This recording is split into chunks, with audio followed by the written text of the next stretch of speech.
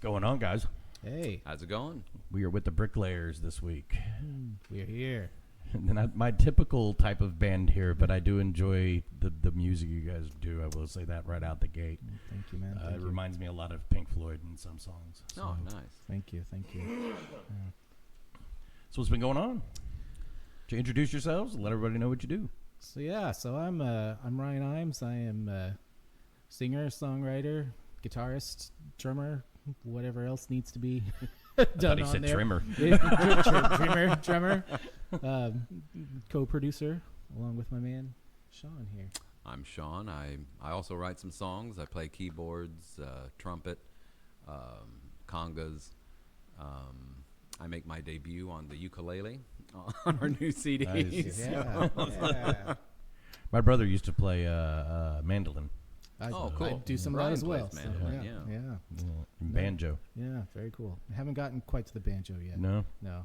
I played Neil Miller's with the tenor banjo. It's tuned like a mandolin, so I can play that. Okay. I can't play a real banjo. Not yet, anyway. Good old Neil Miller. Yeah. But yeah, we're excited about this last one. We've been promoting it a little bit, playing some shows, and Now, is that this one here? yes, yeah, Notes from Underground. Notes from Underground. It came out back in June. Yay! Drift Loud Records. They'll Yeah. buy you one. That's right. That is right. We've hooked up with Drift Loud late last year and making some things happen. Good It's deal. Cool. It is Good cool. deal. It's cool. Yeah. I just had an interview with Kyle a couple of weeks back, and like just the diversity of bands that he has and has had. He had like Angela French and a few others. you Yeah. know. I really enjoy what he's doing. I don't know how in the hell he keeps his mind off of things, because that is a lot to be doing by yourself. It's a lot to do, and that's one thing I liked about it too. Is like, well, it's more of a metal bent, but not exclusively that. He just wants to help local bands get their sound out there and do their thing. And How long has he been doing this? I want to say 2020 Oh, wow. is when he kicked Okay. off. I want to say, I might be wrong on that. It's on the website. I want to say it was December of 2020 or 2022. All right. So he's not been going very long. I think he's getting ready to hit a 5-year mark. But he did Drift Loud Audio prior to that, where he still does that, where he records bands if they want to come to him to get recordings done. Oh, okay. And then before that, when I met him, he was just in Syraxis. I'd met him up at a show, I want to say it was in Effingham, but it was a show called Crap Fest 2. It was a metal show they had up there. And I'd met him up there and met the guys from Sons of Cain and a few other bands. I want to say like Reclamation and stuff like that. All bands that have been on the label as well. Mm-hmm. But today's days of a record label, it's especially for DIY, it's changed quite a bit, because everything being digital, you can do everything from your living room if you feel like wanting to do it, and that's exactly what he's been doing. So, Yeah. and kudos to him for having the patience Yeah. to go through that, because I had thought we'd spoke outside of a show that was in Johnson City, and I told him about my idea to have a label here, and I was like blown away when he did it. So I was like, thank God somebody did it, because I'm lazy. Yeah. This here is about as much as I want to do. And then, with the health issues that I told you about off camera, I've got to like take some time off and shit and get my shit together a little bit better so I can come back and do more with everybody. And I miss playing music. I would like to do that again probably one day, but Yeah. psoriatic arthritis sucks. Yeah. That's all I can say. Yeah. So. Yeah. And yeah, it's a labor of love for sure. You ain't lying. Yeah, and And I hear a lot of people say, just play through the pain. like You need to look up what psoriatic arthritis does. I Yeah. can't grab a tea Yeah. pitcher without my index fingers feeling like they're broken. right. Yeah. I mean, I'm a massage therapist. I see messed up people It's all true. the time. I So forgot about that. so I was just telling my wife about that too. yeah, well, thanks. Yeah, and none of us are getting any younger, so we just got to keep on trucking. But yeah, it's like, what are you gonna do if you can't Right. can't do it? You can't do it. So But with Kyle getting out there, it's really, I think it's helped us, gotten us some more plays, and Nice. That's what it's about. And it was easy. We had a couple of technical issues with the CD, but we were able to work through that and fix that pretty quickly. So Audio or no, the packaging stuff. packaging? So audio. Dude, it's rough on everybody. Like I was talking to Cause of Ruin, and they were like waiting. Didn't think they were going to make their deadline on getting theirs out because of art issues too. Some of it was my fault, some of it was his fault, and we're like, okay, let's just knock this shit out and get it done. We're gonna get it Pick done. a So picture. yeah. So we did it. We just Right. just takes that. Audio wise, I mean, once we know what we've got, we're pretty happy with it. We do everything ourselves there, recording, mixing, mastering, the whole 9 yards. Nice. So, yeah, it's just a lot of trial and error for us, for sure, over the past I think everybody goes 12, through that 12 too. years now. Yeah. Yeah. 12 years. Yeah, Wow, I didn't know yeah. you guys have been together that long. Yeah. How did that start? So, well, Sean and I were in a band together before, and for just different reasons, that band broke apart, and we hadn't done anything for a couple of years. And we went and saw a friend of ours who lives over in Belleville area. He was playing with his band.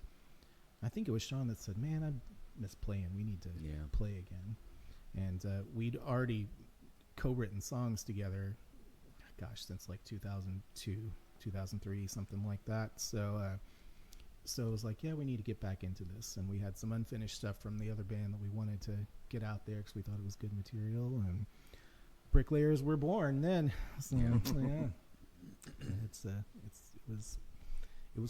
Is there been anybody that was in it that isn't in it now, or It's always because been it feels us. like we're missing somebody No, here sometimes? it's always been us. It's just been you guys. Yeah, Yeah. it's always That's a just lot. been us. I've listened to the vinyl and both CDs, and there's quite a bit of instrumentation going on. Yeah, we So a lot of layered effect. a whole lot. Oh, yeah, yeah. a whole lot. And Well, it mixes well. Thanks. I really like. I was telling you off camera. I love the White Fragility album. That's Thanks. probably my favorite one you guys have done so far. that was we really felt That that I've was heard. that was we felt that was our strongest one for a while, and then these last couple we've done though we've been pretty proud of too. We think we're Right. just, I mean, I guess every band thinks that, but we think every new thing we do is an improvement from the past. So Right. that's all we strive to do really, and just do our thing and get our stuff out there. White Fragility was really the first one where I felt like the sound we wound up with was what I imagined in my head going into it. It reminds me of Animals from Pink Floyd. I can In see spots, it reminds me of that. And anybody that hasn't listened to it, definitely check it out because if you enjoy Pink Floyd, you'll enjoy this. There's a few other there's some Clapton sound. I was trying to think of who the other guy was. I noticed that I don't hear much bass. It sounds like it's keyboard driven. Is it more keyboard driven? Some is, especially on the songs that Sean writes, because that's sort of his bread and butter and the things he was more into. There, Right. on a lot of my songs that are more kind of traditional rock band songs, Gotcha. it's me on bass, but Sean puts a lot of keys, and even if there is bass on there, sometimes there's an additional Right. key part on there with the nice low keynotes. end. So yeah, but that comes from a lot of his influence. We have a lot of similar influences, but What are some of your influences? who's going first? You want to go? You go first. Well, of course, the Beatles. Oh. You grew up with a baby boomer parent. You're going to be a Yes. Beatles fan. Yes. But I also really enjoy the evolution of the technological electronic music. Right. From the mid 70s, really up through the 90s. It's kind of stagnated in the last 20 years. Yeah, it's gone more industrial, and as far as like rock music goes, it really changed with like 9 Inch Nails taking it into the industrial metal side of things. Yeah, You get a little heavier in your taste, but like we were talking Animals a minute ago. Animals was like mostly, if you listen to it, it sounds like a bunch of clip recordings that they've put through a tape, several layers. Yeah. But like then you take Dark Side of the Moon, and that's I've got 2 or 3 different versions of that being done live and not live, done in studio style. Yeah. And the live is so amazing if you can get to watch it, to see how they're doing it and they go live. It's amazing to watch synthesizers the size of my damn pool table doing things. And There's a lot going on. Oh, and things are so Yeah. condensed today, and with keyboards and synthesizers that have changed over the last 30 years. Well, so much can be done even on your laptop. Yeah. I have Fruit Loop stations on mine, and it's Yeah. insane what you can do now. Yeah. But I really do enjoy the trial and error of just finding a good rhythm that I can loop on a keyboard, building a song around that. It always starts with the rhythm. and I always try to do something unconventional rhythm-wise, because there's plenty of just straight up 4/4 on the radio. Right. You know, that was always kind of my my interest in Radiohead was the fact that they built songs around just these kind of lopsided rhythms that appeals to something in me. I don't know what it is, but you know, you do get tired of The soul. It must be my lopsided soul. You know, but you do hear mostly in popular music just your basic rhythms, you Right. know, and that gets a little tedious. It's nice to mix it up and just kind of try to surprise people with an unexpected rhythm or a sound that comes in at some point that wasn't there before, or maybe it was and they just didn't realize it was there, you know. I think that's the beauty of revisiting albums that you've got in your collection. Yeah. Is you're always, it's just like movies. You're always, you can watch, like right now, The Goonies is playing in the background in here. And you can watch that movie 45 times and you're always going to find something different. Yeah. So, Yeah. and like he was talking about off camera about how many albums you guys actually have. And I only thought you had these 3. So this album makes a lot more sense now. Our best And stuff. what yeah. album- this is the Yeah. album that I'm talking about is Yeah. what do we got here? So it's- So is 21st Century Blues, the Bricklayers 2020 to 23, and that's kind of our. We had we started with an EP back in 2012, and then did, I think, was it 3 other albums before then. So this is White Fragility to our instrumental that we did last Okay. year, and just picking the best tracks off of that and what would fit to vinyl, honestly, because Kyle actually said, hey, you should do a best of and actually do a vinyl, because we've never done anything on vinyl before. Right. So it's like, well, that's a pretty good idea. and as you know, I'm a junkie for vinyl. Absolutely. I'm a junkie for vinyl because like somebody had asked me, you know, why do you always buy them? And I was like, it'll be around well past my time on this earth. Yeah. Oh, yeah. And there's You know? something about it. There's Yeah. there's the nostalgia factor, and just, I don't know. There's still something about holding that physical thing in your The hand. artwork you for know? me. You're right. The Absolutely. artwork for me, you're gonna be listening to an album anyway, so you might as well have this giant 12-inch freaking cardboard Exactly. that you get to stare at and see what all's in it. Yeah. Yeah. Get some info, but yeah. And they're easier to read. That is also I true. hate CDs when they put print that tall. I can't read the shit. That's my only complaint about our new CD. Is Oh, that the credits, who plays what on what, is written in this pretty minuscule, It's pretty microscopic, you know. I feel like my mother, only I'm not using a microscope. I'm using my damn phone to Yeah. enlarge everything now. Yeah. And my wife and I bought this globe from like 1960s, I think it was, back when like different things were called different names, all Yeah. different Yeah. states Yeah. and everything. And we catch ourselves going to it and, oh crap, can't enlarge. This isn't working at all. So I definitely have reached my mid 40s. Yeah. Welcome to it. Yeah. But yeah, so we had, after White Fragility, we had an album called Octaves and Oligarchies, which we released like later that same year. Okay. And then after that was Duality, and a lot of the songs from this best of are from Duality, which is a favorite of ours. We play Okay. a lot of the songs from that live. Then we did a album of just instrumentals called Soundtracks, and Okay. that was a lot of fun. Definitely very different for us to do, but How so? well, we'd never thought about that, for one thing. Now, we'd had on lots of our albums, there is an instrumental track or two, particularly from Sean. I I've love a had- good instrumental. Yeah, and they're Duet? I love a good instrumental. Oh, they're a lot of fun. And Yeah. and I'd had some things that I'm like, well, they never developed into songs with lyrics, and I'm like, and Sean brought up the idea of doing an instrumental album. Like, I got some stuff you that get to go on a trip that'll fit there. Yeah. in your head while you're playing. You get to go on a trip. Exactly. Yeah. And that worked out well. So we just chose songs from those 4 albums, and I think we have a good collection there. And it's like, well, and it shows, I think, every side of us. We've got kind of the electronica side. We've got more of the acoustic kind of side, more of the straight ahead rock kind of side, the instrumental side. So it's Gotcha.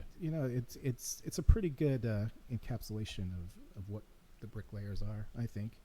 Good Um, deal. Yeah, And I've just written a rap, so we'll get that on there too. that'll be a That's treat. some Oh, Lord. Yeah. But yeah, so that was our big project at the end of last year, and then working on Notes from Underground at the kind of the end of last year to early this year, and came together pretty quickly. Really, I mean, Yeah, now that we are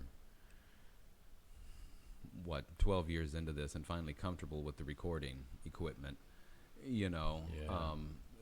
I think there's a confidence that comes through in the music that maybe wasn't necessarily there before, because we know the sound that we want to accomplish, and we know for the most part how to accomplish it.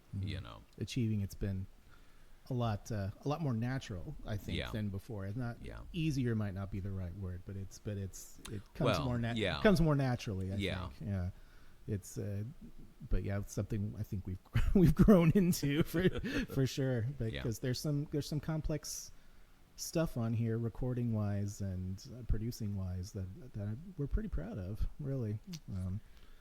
The 4-song medley in particular was a big accomplishment for us. A couple of Sean's tunes, because he just keeps getting better every time. Because before he just wasn't playing a lot, wasn't writing a lot musically. He'd Right. write a lot lyrically, because Sean's a writer, and Right. that's just what he does anyway. So he'd bring me lyrics like, here you go, let's make a song. And that's initially how we worked. And as time has gone on, he's gotten more comfortable on the keyboard, and people have said, our friends in other bands, like, how are you guys being so prolific? Well, Sean's come into his own as a songwriter himself, so Right. we can have twice as much material coming out. Like, that's how we've kept this going, and, Yeah. and because we weren't playing in a band for a little bit, and then even after the Bricklayers got started, I started having kids, and there for a couple of years we didn't do a whole lot. I started having a backlog of songs, and I've almost exhausted all those now. So, but more keep coming. So I would kind of revisit these songs. It's like, yeah, something needs to be done with this. This is too good to just leave behind. And sometimes, like in life, things don't always come around at the time. They just have to wait until the right time to grow. Timing's everything. Yeah, absolutely. And Pun intended. yeah, it's everything. Absolutely. So 2 of the songs on that medley were songs that I wrote nearly 20 years ago. Started 20 Wow. years ago. Yeah. One of them was a co-write with Sean, and we just never did anything with it with our previous band. Gotcha. And the other song has gone through a couple of different sets of lyrics, and then finally the right ones came along. And managed to weave them together. They were going to be separate tracks initially, and I'm like, well, these will all interchange. They're all in keys that will fit. Gotcha. And first it was just 3 songs, and I'm like, wait a minute, I can fit this other song in here too. And it was just a matter. And even the tempos, apart from one song, were almost identical. We had to speed it up for part of it, but we did it. We pulled it off. It sounds pretty good. It's a big highlight for me personally as a songwriter and as a musician to get that done. Nice. So do you guys have like a ritual that goes down with your recordings, or a superstition that you try to avoid, or because some bands are that way now? Yeah, I don't Not think of really. No, No. it's just, we're gonna write now and we're gonna get right into it, or you guys give yourself a timetable? Well, we or- write separately, and the studio that we've assembled is in my basement. Gotcha. So I do spend a lot of time down there in the evenings, working with the keyboards, what's the name of that box that? Oh yeah, just The box of the sounds. effects box. Yeah. Yeah. I love the Yeah. effects box. Yeah. Mostly working with rhythms, and then here lately I've been trying to build piano parts around a rhythm I like, Gotcha. and then from there, and Yeah, a lot of my stuff begins in its embryonic phase. It's just me in the basement, and then Ryan comes over most Saturday nights, and we either add his parts to something I've put together, or we start something that he's written. Yeah, that's pretty much the process. Pretty much. Pretty simple. There's Yeah. no rhyme or reason to it. Right. And it's if we have it, we try to get it done, and very rarely has anything been left off. There's been a few times where like, okay, this song isn't right. In fact, we're about to finish one that wasn't going to be right for this album, but I think we're going to do it as a single. But my process is, mostly just tinkering around a guitar and figuring shit out. And see, for me, I have to I can't listen to anybody's stuff.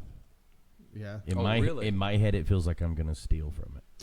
I see. You see what I'm saying? So I don't want a rhythm that I'm in. That you listen to the same song maybe 2 or 3 times in a day. Yeah. You end up feeling like that rhythm could be contributing, and sometimes you need it to, and other times you don't. But for me, I would, to stay as original as I can do, and when I was writing, I had to eliminate anything that I was listening to at that time, which is very difficult to do when you're doing this. yeah. For sure. You're hearing everything.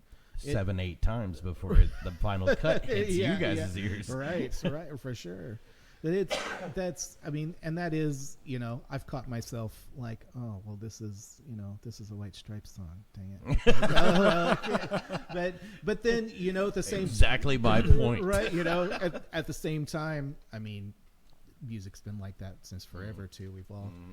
We've only got so many notes to choose from. Yes. So, but I love that YouTube commercial that just doesn't ever go away. Learn these 4, patterns, and you can do any song out there. right, you can play It's a true. million 4 songs. keys. It is- truly it is. true. Especially on a piano. Yeah. Especially on a piano. Yeah. There's 4 sets of keys that you can end up, and I can't think of what the way they worded it, but he's playing 5 different songs, and it's all the same keys just being moved around into different formats. Absolutely. So music does repeat itself as well as everything else. It just does. And that's why I like to get a little more into minor keys, Yeah. because you just don't hear minor keys used Do effectively. you use it as a voice note? Well, I will. Well, for example, I'm working on a song right now that's in the key of A minor, and you just don't hear A minor Right. on the radio. It's mostly, major keys. Again, the same rhythm. Yeah. Again and again. So, just to be different, I suppose. Gotcha.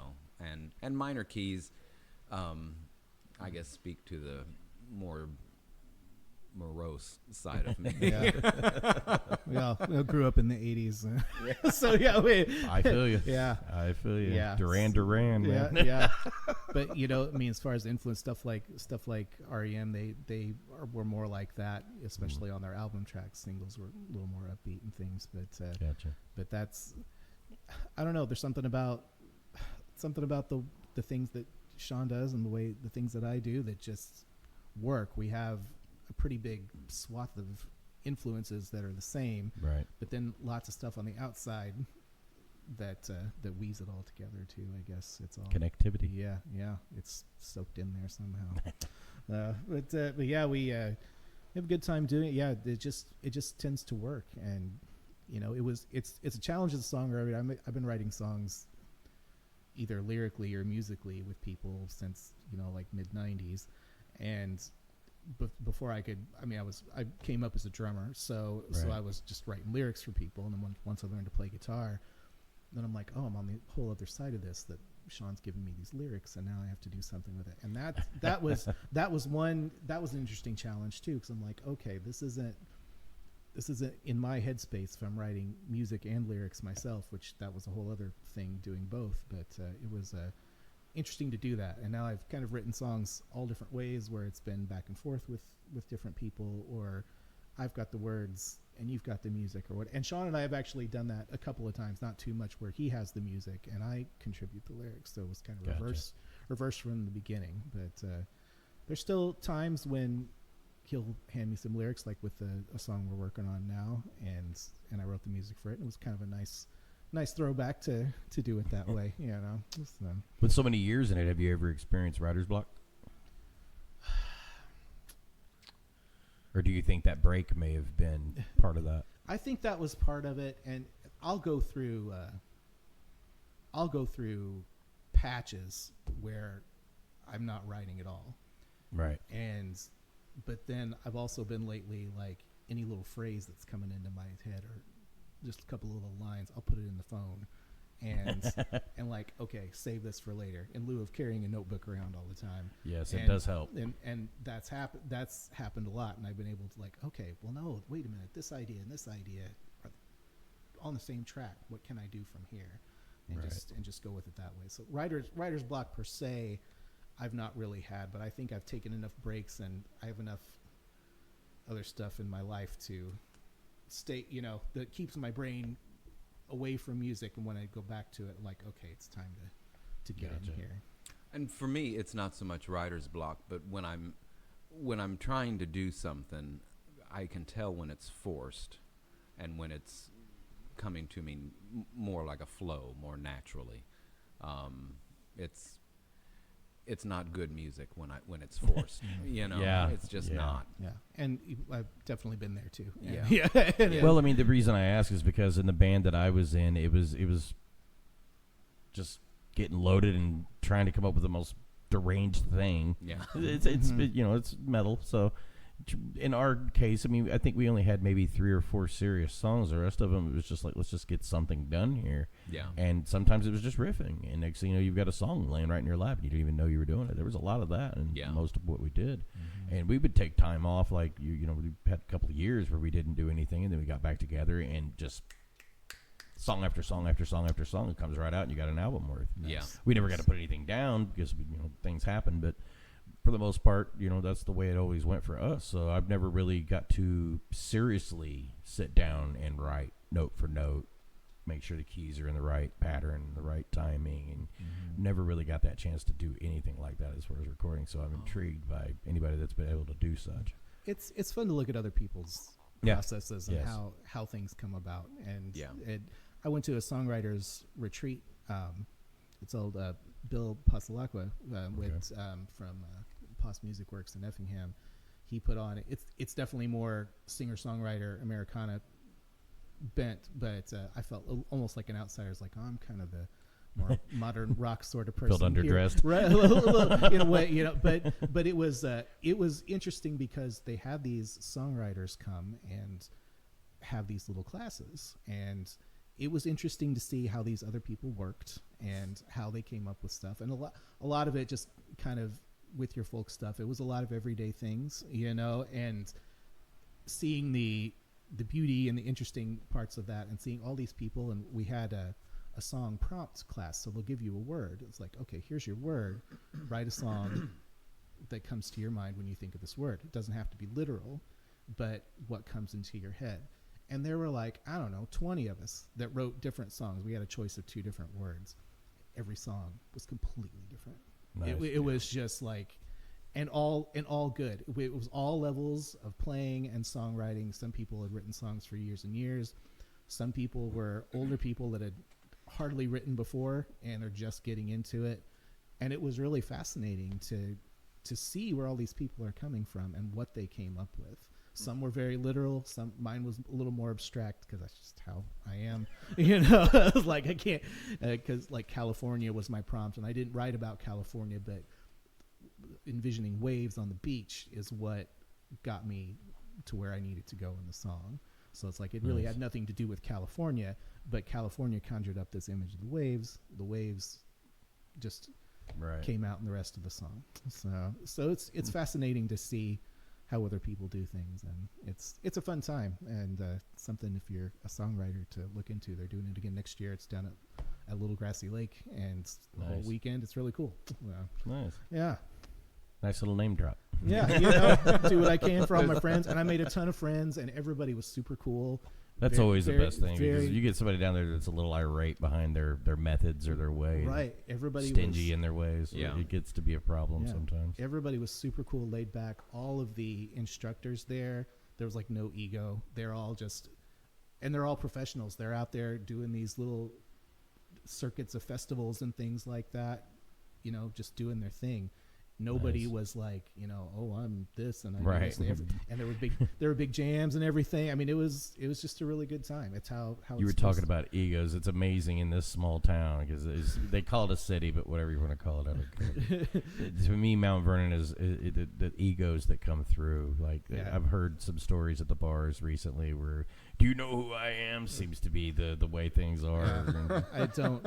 We're about as it's- far from that as you're Oh my going God. to. Well, I'd get. imagine. I'd imagine. Yeah. We just like to play and do our thing, and I wish everybody do what you want, whether you're in whatever genre you do. But yeah, Right. don't pull that. I don't. No. no, Yeah, it's- I don't get it. And most of it's just alcohol. It's Well, talking, so. yeah, Some people can't handle their booze as well as others. You know. that plays a role. Sure. You know, cocaine's a hell of a drug. Yeah. Yes, indeed. Oh, no. So you guys got anything running right now? You guys got plans for a new album? Not an album yet, but I imagine around this time next year we'll be talking about what we've just finished. Yeah, I would gotcha. imagine. Yeah. We are. We're working on a single right now, though, aren't Yeah. we? Working on that. I've actually got 5 songs written for the next album. All right. No album, but we have Yeah, enough right. for an I album. better Yeah. get to it. And I've got a lot of things in the works. Actually, a lot of stuff that got started at that songwriters retreat. It was kind of just like a wellspring of creativity after that. So I've got a lot of stuff. Some stuff I don't even know that will fit with us, but it's there. You know, Right. some stuff that definitely will, and just new ideas coming up. But right now we're playing a lot. I'm not sure when this will be out. We've actually got a gig next weekend and one at the end. No, of- it'll be out tonight, tomorrow. Oh, okay. Well, Yeah. yeah. Well, we're playing at JJ's here in Mount Vernon on the patio next Saturday.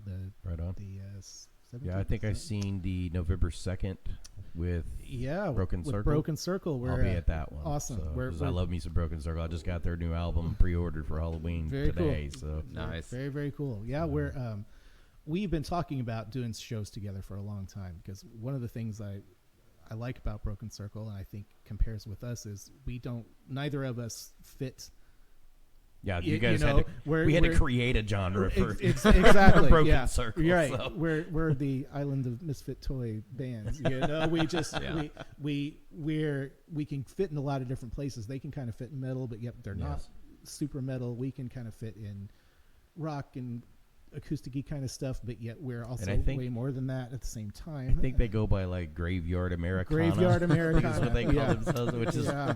amazingly It's very accurate. Done. Yeah, Yes, it's yes. very accurate. yes. But we've been talking about that for a long time. So we actually have a show.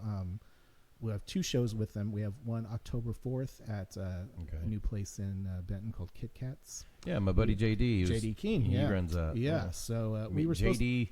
Little backstory on that. JD used to his dad was I want to say a deacon up here at Meadowbrook, right up the road here, Oh, and that's okay. where I grew up going to church at. Right. Believe it or not, folks. The place didn't fall down. Yeah. Yeah. At one time, I was going to be a preacher. Wow. I would go to Oh, LLC, Lincoln Christian College, Yeah. and go to all these things. I seen Dave, Jeff Bourne, The Distance, Yeah.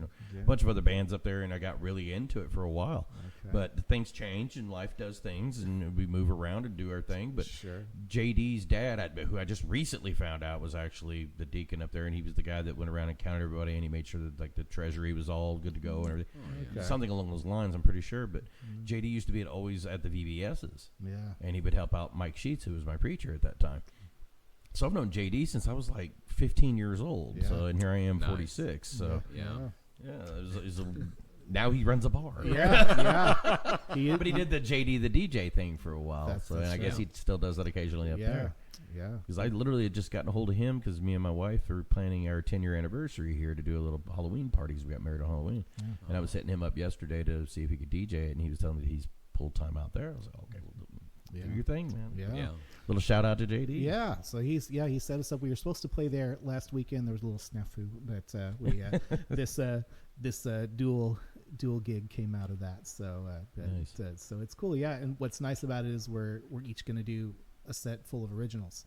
So Yeah. because we're like what about 60-40 cover originals, something like that. And so to Do you guys do covers? Yeah, we do. Okay. So we can't quite pull 3 hours of our own stuff. I hear you. Well, I not hear the way you. we do it. We could if we were able to do every song, Right. songs like we can do them, but just acoustically we can't do all that. But I was curious how you guys go from the transition of the recording, like something with light fragility, as far as playing it live.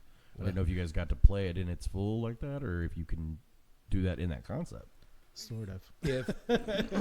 If we're feeling adventurous, from time to time we will bring the mixing board along with us to a Gotcha. gig, and that allows us to include all the other sounds and instrumentation that we're not able, because I've tried and I just can't play conga and trumpet at the same time. I'd imagine not. It's a I mean, chore. Geddy Lee is Geddy Lee, but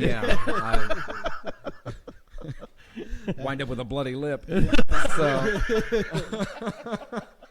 I don't know what happened. Just put the stitch in. exactly. So we played at the Granada here recently for a I missed that show. a review. Yeah. Drift Lab And stuff, took the mixing board up there, and we did a Nice. couple songs off the new CD that we wouldn't be able to do without it. Right. Right. And it works pretty well. It did. Yeah. It came off well. Yeah. Do you guys play to a click beat, or do you like It monitor wise, or no. It No? just No. just play that's it got to through. be difficult? I've heard the different layers in this, and that's got to be difficult to pull off. It is. Well, Yes. yeah, the beats are there, thankfully, so we can hear it. And kind of what happened was one of them was instrumental, and so I was doing lead on that one, and then the other one we were doing harmony, and I played some lead on that too. And Sean was doing the levels and working like a rabid monkey on the on the Have you ever thought about switches, using a loop station? Well, I'm not sure what a loop station is. it's like my loop pedal that I have. Oh, yeah, okay. yeah. Okay. Which Where you can like get each sound programmed and run them in real time, and then you just start with one, and then you add another, and then you add another, and then you go into your vocals, and it gives you a little bit longer for performance too, as long as everything is going to repeat itself in the same right. timing. Yeah. It works out really well. I've used that kind of thing when we play live, just to give myself a rhythm if I want to play some lead, Gotcha. And luckily, Yeah. it's mostly worked. It can't be a pain in the It ass. can't, yeah. 'Cause Especially if you just bought it that day. yeah. And if you're off a little bit, Yeah, and it's it'll like- let you know real yeah, quick. Oh yeah, but yeah, for a few different things, it's worked pretty well. And Nice. talking to Eric Gokul, he uses his a lot out live, and talking to him at a gig, and he's just like, you just got to keep doing it and keep doing it and keep doing it. Yeah, and yeah. that's But what it's previous been. bandmate Justin Torres used to do the Justin Torres Loop Project. Yeah, A yeah. little shout out to him. I think I've heard that. name, yeah. And this was after we were in Drift Loud together, my very first band, Drift Loud String Band. Driftwood String Band. I got There you Drift go. Loud wrapped into that. Jesus. Loud's on the It's brain. Driftwood String Band. Excuse me. I had to sit there for a minute like, that isn't correct.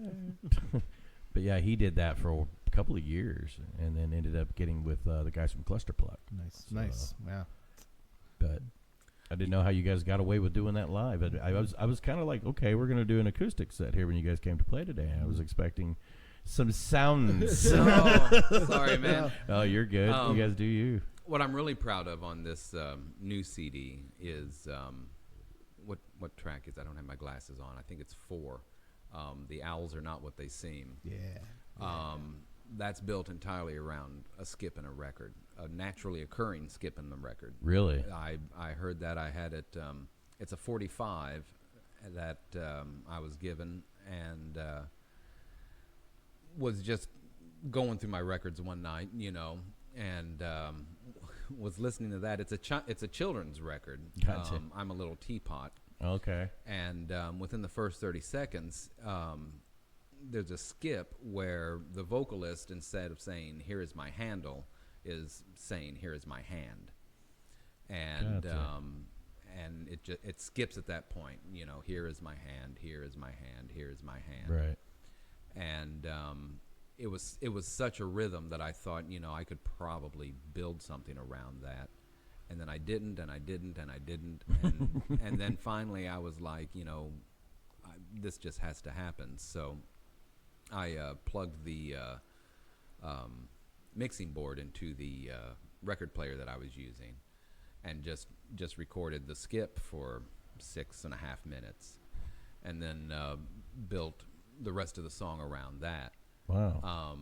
And then Ryan came in and did about 3 minutes of lead guitar, and yeah, voila, a song is born. Yeah. Right? He played me this thing, and I'm just like, what how the hell did this happen? But it's in perfect rhythm. It's pure luck. You could never plan it.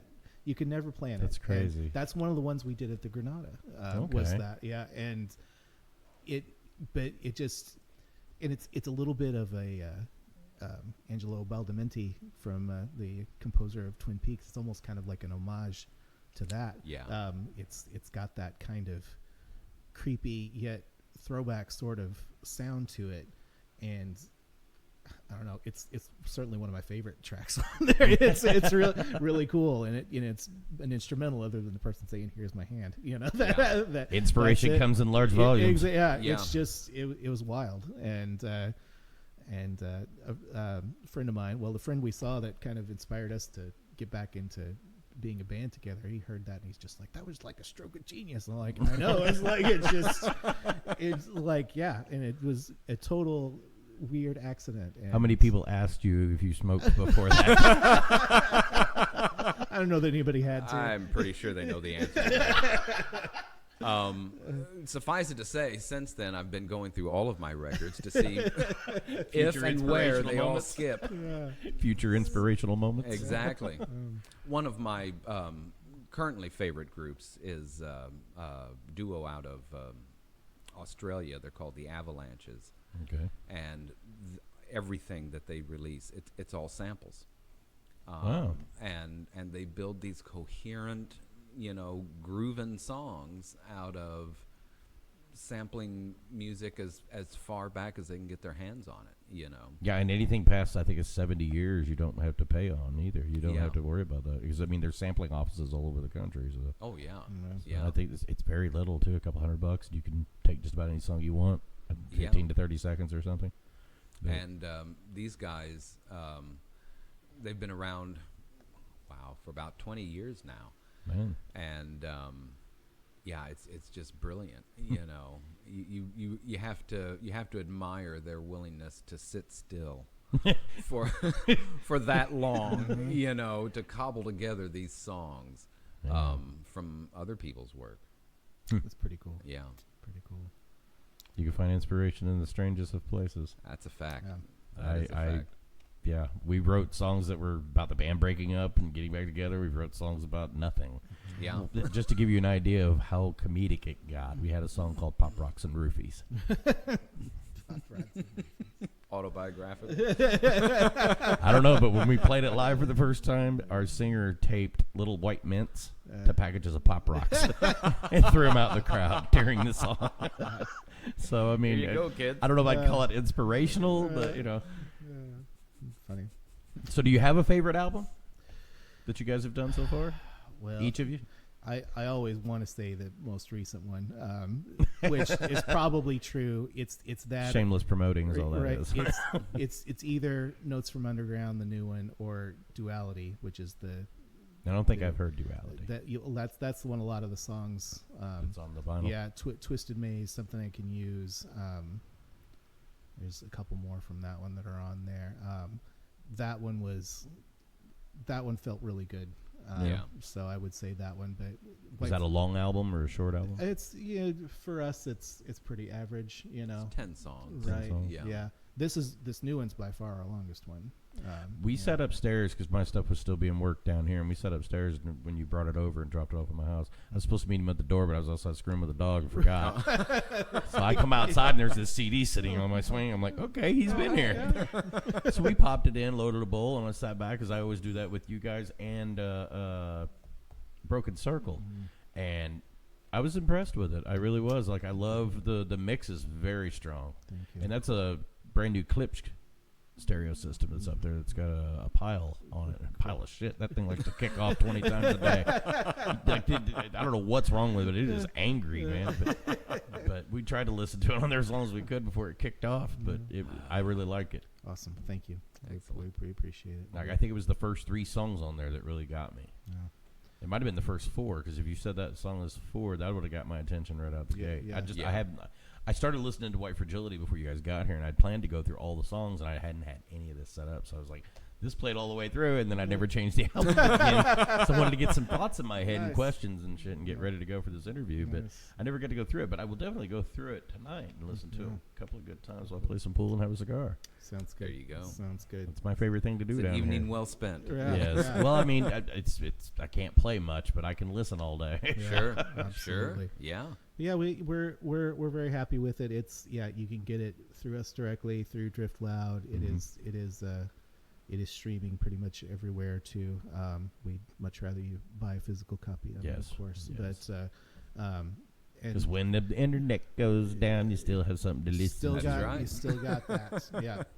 And it's just, it's more money for us to keep making stuff. Yes. We know we're never going to actually make any money, but as long as we Be can, surprised. as long as we can keep buying gear and keep making music, that's all we want to do. So, Yeah. and Do you have a favorite? It's probably After you bragged on your song for and see, this album? I'm really proud of the music on here. This is a really good CD. Do you think it's like a... It really Do is. you think it's 20 years worth of getting through all the motions and emotions and finally just you guys just happen to meet at the right time, right place, and put it together well? Yeah. Or do you think you honed your senses on knowledge of being able to record? I think it's a confluence of all of it. Yeah. Ryan and I met almost 30 years ago, and our friendship has grown from there. And I think the fact that we're so comfortable with each other, and finally, I'm 50 years old, and I'm only just comfortable in my own skin, I feel you. I turned 46 and it feels the same. Yeah. I don't think I'm quite there yet. I still get nervous doing this. Well, sure, Yeah. sure. And I don't like people. But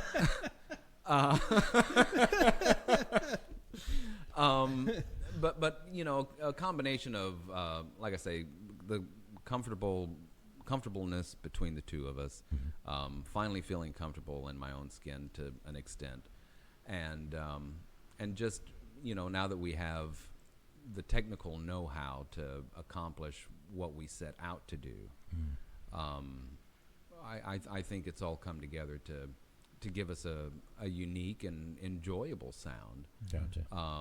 That like most independent media, you're not going to find on the radio, or even you can find it on the internet, but you've got to be willing to look for it. Yes. And more bands like us, if we just keep making music and putting it out there, at some point recognition will will follow. And I think this is a strong album, and I think people will hear it and be satisfied. But I have to agree with Ryan. I think Duality, in terms of a personal favorite, is it for me. Gotcha. Which isn't to say that I don't like the new one. Let's get that straight. It's good. We love them all somehow. Yes. But it's it's Duality's got, I don't know, I think for both of us, just the lyrical content of the songs. It was a difficult time in my life when I was writing a lot of those songs, and a lot of that comes out.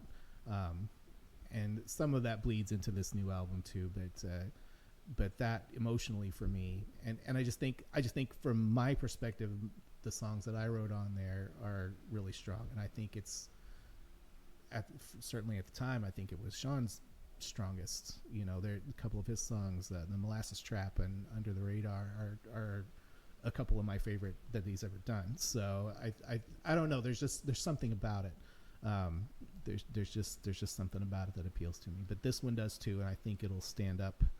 And White Fragility has too. There's some songs on there that we're both really proud of too. And Nice.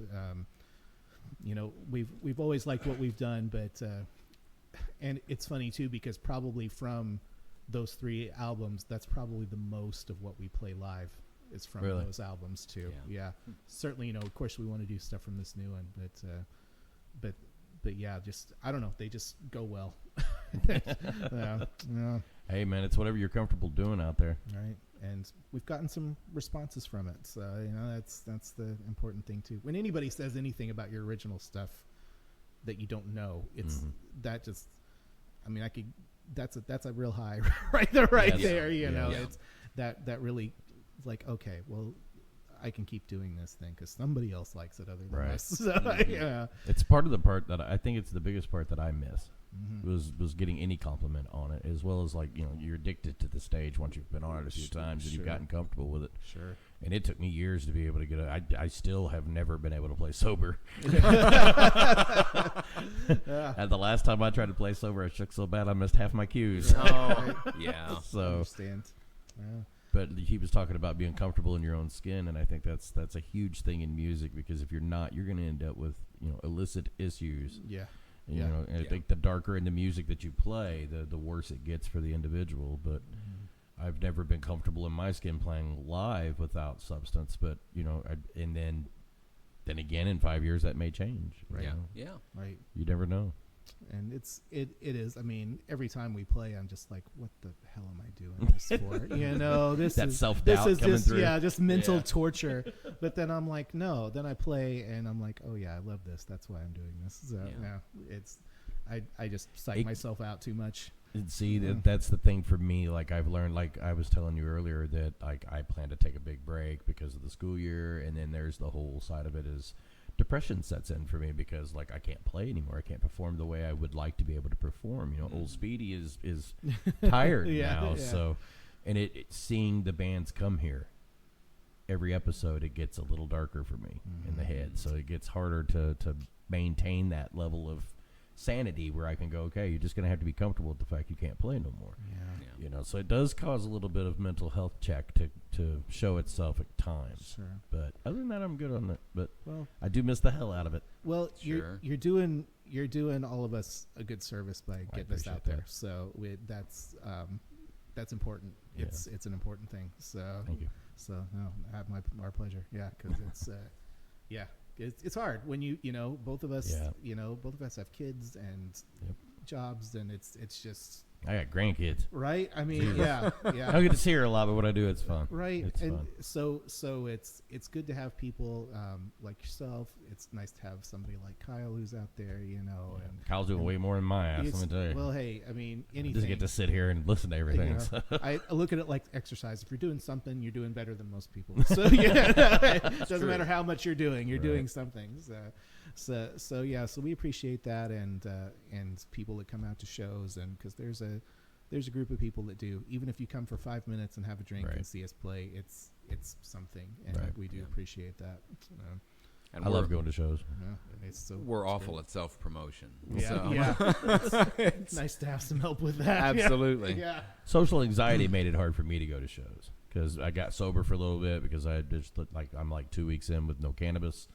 I quit smoking cigarettes. I quit drinking for the most part. I'll have a little bit of whiskey here and there with a cigar, but that's about as far as I'll take it these days. I'm Yeah. in my soon-to-be later part of the 40s, so trying to take it a little easier on myself. I've got to have a hernia surgery done and shit like that, but getting sober made it difficult for me to go to shows because social anxiety is a motherfucker, and I had no Yeah. clue I had it Yeah. until I got clean and tried to go to some shows and tried to play shows. That was even way worse than ever just like sitting in a corner ignoring people. But I like to get up front, and I have a hard time with like not being able to do such. Like, I've learned that like if I'm sober, I won't record you.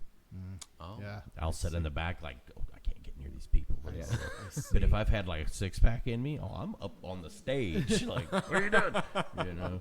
So I have had some demons with that, but like I applaud anybody that wants to get up there and play originals because this town is very hard on originals. We've had some drama happened recently. I don't know if you've seen the video that I'd put up, but we had some drama with one of the the bars around here that wanted to cut somebody's set off. Yeah. So Really? yeah, because they wouldn't play covers. They're not a cover band. Yeah. No.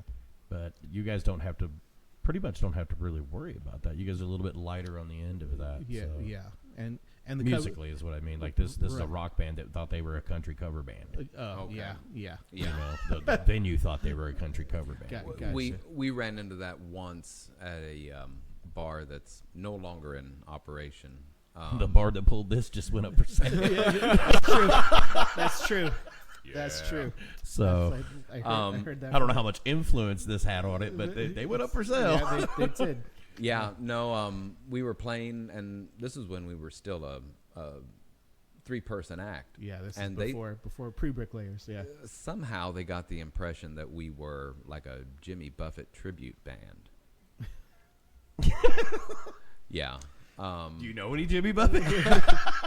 I know it when I hear it. I don't, I don't know when to play it. Never played a Jimmy Buffett song. And No. I mean, I like Jimmy Buffett. But Sure, Jesus, yeah. If that's not the Yeah. yeah, they literally paid us to stop playing. yeah.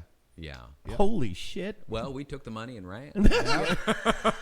Yeah, they thought we were something, and I don't know what gave them that impression. I don't either. We had a bar that treated like the Spirit of Chaos played a gig. I'm not going to name the bar, but we played a gig down near Johnston City, and they thought we were somebody we weren't, and they paid us way more than we expected to get paid, and we shit. Well, yeah, Like we were like, we took Okay. pictures with the bartenders, and like they wanted them. I'm like, okay, what's going on Right. here? you Yeah. know? Yeah. 2 weeks ago, it was like, get these guys out of here. you know? Right. Now we're all being treated like kings in this place. So. You never know. And Dude, it's so strange sometimes what lack of information does to a bar owner. yeah, Yeah. it's true. You know, as far as playing, you guys have played a shit ton of places too. Yeah. It's very strange, and they're each their own thing. I don't even know what to call it, but some of them are very inaccurate with their information of booking a band. Yeah.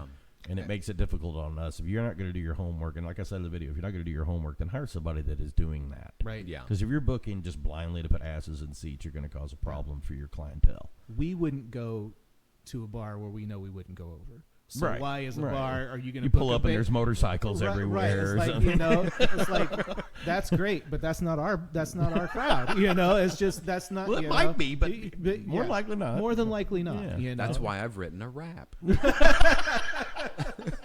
So if we show up someplace and we're not the, You got a backup plan. yeah. Oh, Yo, yo, yo. Remember, kids, always have a plan B. oh, yeah. Not that kind of plan B. We ain't going there. Although, no, never mind. No, yeah, that happens a lot, and we've been to places where we thought this isn't gonna be great, and it was great, and then we thought at other places like, oh, we're gonna be awesome, and there's gonna be all these people there, and it doesn't happen. Yeah. So it just, Oh, yes. you There's nothing just- better than playing to the bartenders, Oh, the yeah. barkeep, and two Yeah. old ladies that are with you. Right? Like we hope There's they- nothing better than that. We hope Yeah. you like us, and we've been at places where there's a ton of people and no one's paying attention to you. My favorite So- is when you've sold, you get 15 tickets, and each band member has sold all 15 tickets that they were given, then nobody shows. Yeah. Yeah. That's my favorite. Yeah. That's my favorite. And they got this unstubbed torn ticket they get to hold on to until they throw it in the trash because they remember they didn't go to This it. Yeah. souvenir to an And event. they avoid did you in not a bar attend. for 3 months. Yeah. Where were you at, Timmy? I don't know. You know, Something came those are always my favorite. I've had those. I've had shows where you couldn't hear. Yeah. And like we played a show, Maddie's Pub and Grub, and that was probably the loudest crowd response we ever got. But we were on the floor, like right in these people's face, and there had to be probably 70 people in this little ass bar. Nice. Oh, wow. And they were screaming. It was a vote, and crowd loudness gets it. and Oh, all nice, that, so nice. decibel level. And dude, I have never I've had my ears ring from band practice, cymbals being too close to me or whatever. But I've never had a crowd make my ears hurt like that since. That's awesome. So that was probably the best response I've ever heard. Very, very cool. We got screwed in the show, but still, Yeah, there's got to be some levity. Right, They're right. going to be leveling it out somehow. for sure.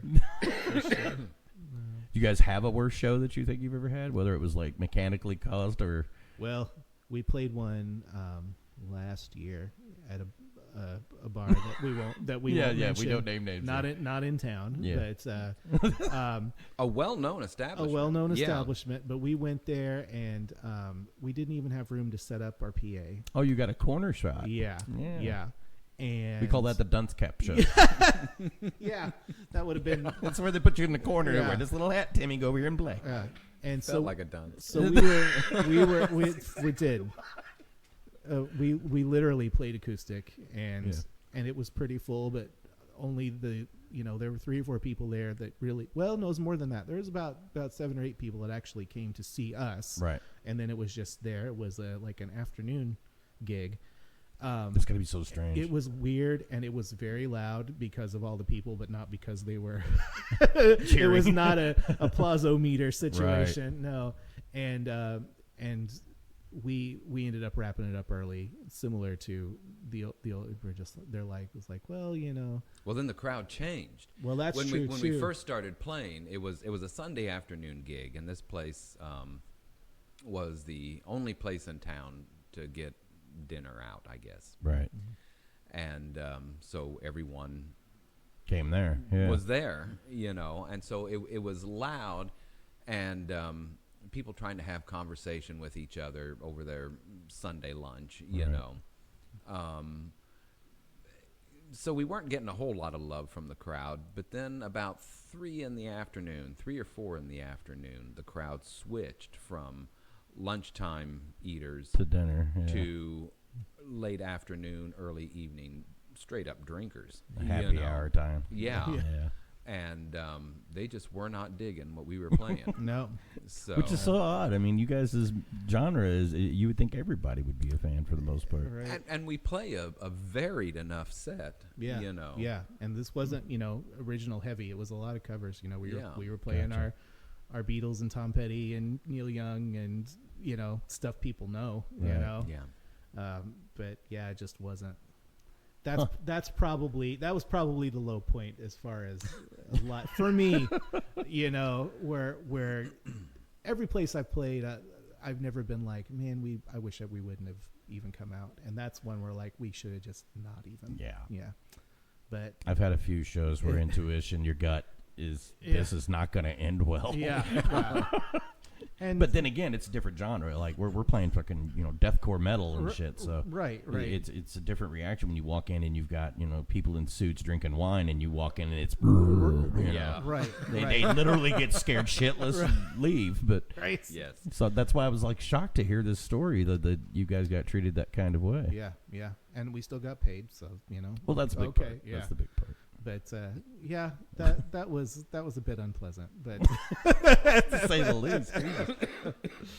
but oh well, it helped fund that next album. There you go. Yeah. There you go. The That's things, what it's all the about. things we do, yeah. Hey man, it's not cheap these days. I mean, if you know how to do it at home and you could do it well, like Yeah. I've only known of one band that did it at home and did it well, and that was Annihilate the Hero. Right. They did all their shit in house, and then they shipped it off for artwork and getting it pressed and all that. But like, I only know of them that ever did it in house. Everything else, there's always going to be something that's not right in the mix, and you just like for us, we just like that was the only CD that I've ever been able to get done, and we pushed it. Like it took 6 months to get that done. That was it.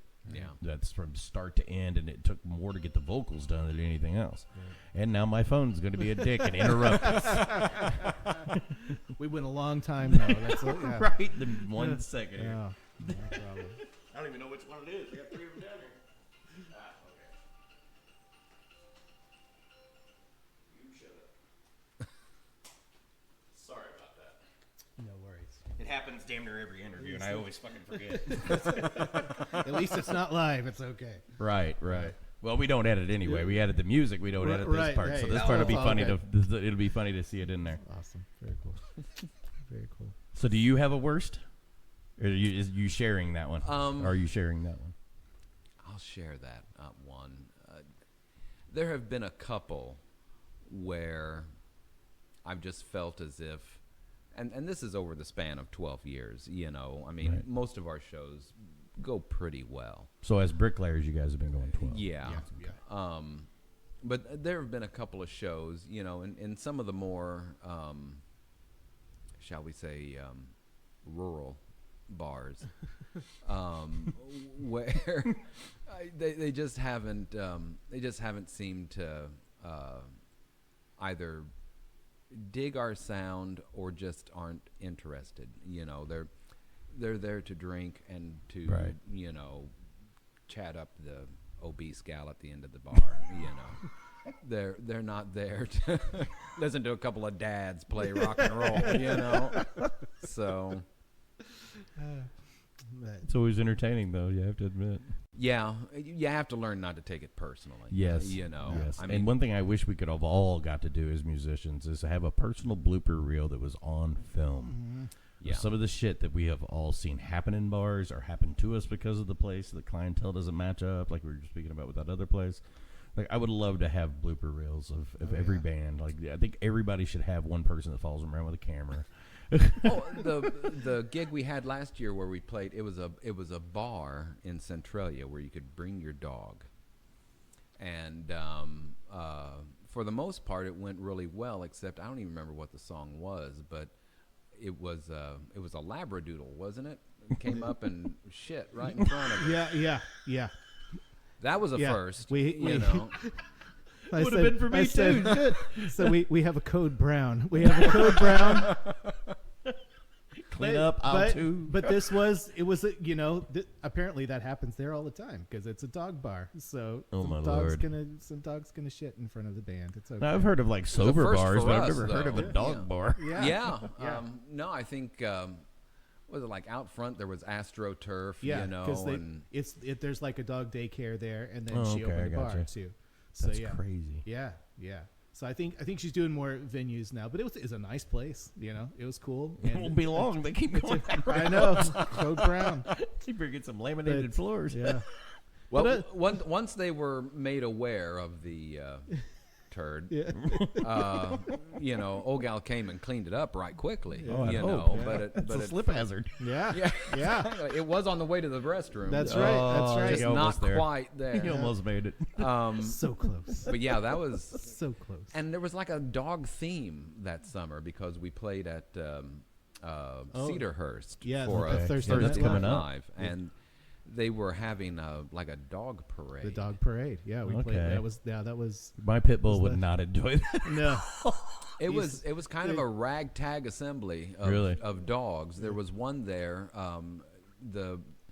You would write out a description of your dog. Hey, this is Buster, and he's thus and Labradoodle. so. Yeah, and loves to shit in the bar, and But there was one there, and it was a short little hound dog that already. You know how hound dogs are with their yes. short legs. You know, they kind of waddle. This one had a 5-pound tumor, Oh, my Lord. and Forgot it, about all it literally dragged the ground. Aw.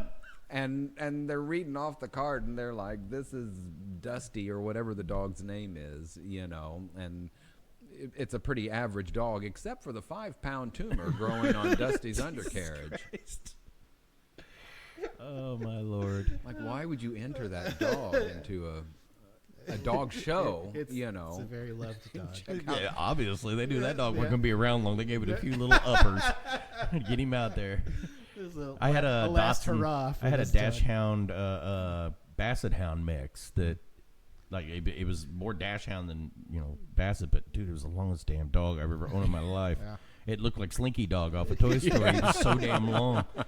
But that's why I was like laughing because my uncle had a basset hound that same fucking thing.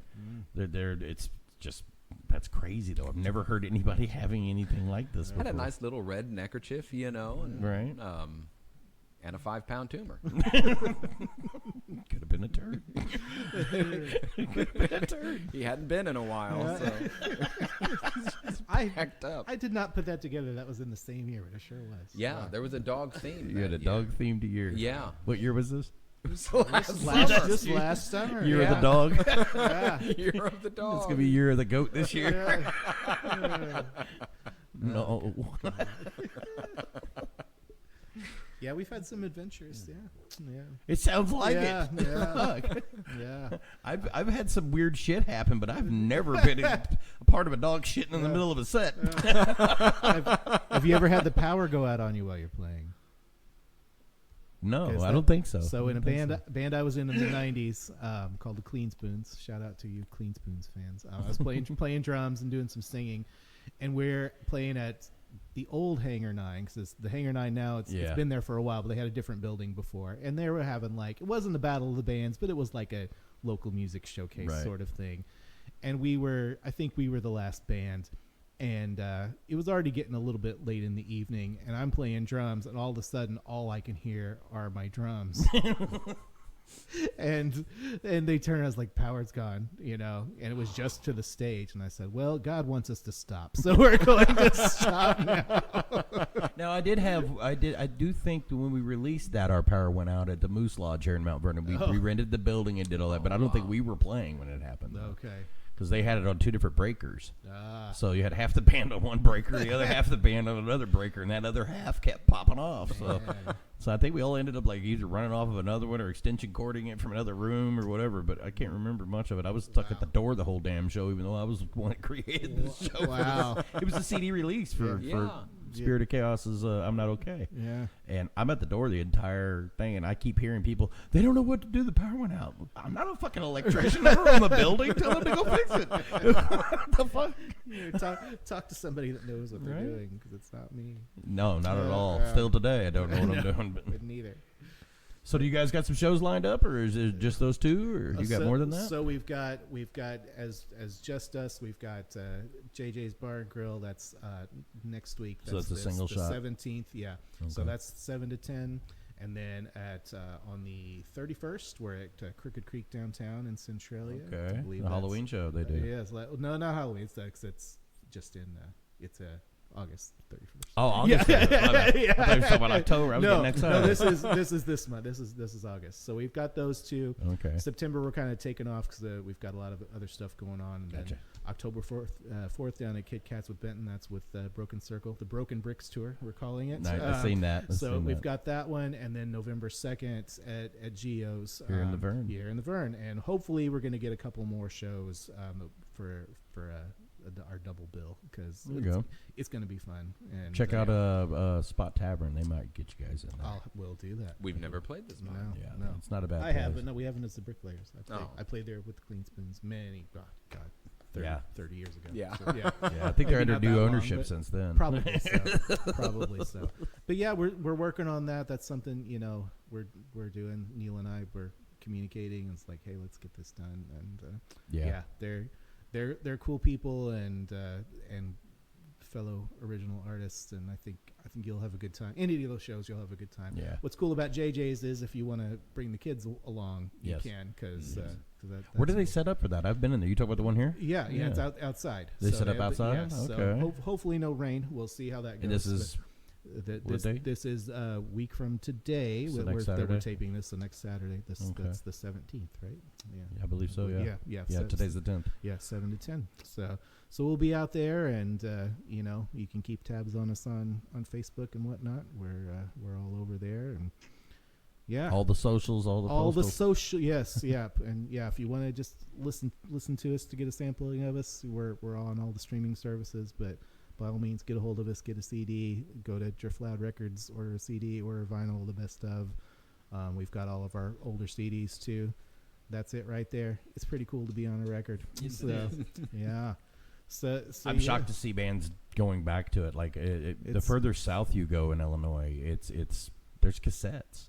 There's still tape trading going on in the punk scene down south. That's awesome. Carbondale, Marion, Harrisburg, all those areas down there. You got the taco truck. You got the freaking Lost Cross House now. I think it's kind of a dual thing between PKs. Yeah. Some of the people that work for both try to keep it running. So like it's weird to see analog. Yeah. After 30 years, make a big return. Like for the first time, I think it was in 2022 or 2023, vinyl outsold digital sales and CD sales. Yeah. Oh, that's so it is awesome. making a huge comeback right Yeah, now. absolutely. So definitely check these guys out. Hit them up on driftloudrecords.com. Gentlemen, it's been a pleasure. I appreciate you coming down. Thanks that's for all I having got us. for you. Awesome. So Well, thank you. check these guys out, man. They're playing shows here around Southern Illinois, and they are really good at what they do. Thank you Thank for you. being on. All right. Thanks, guys.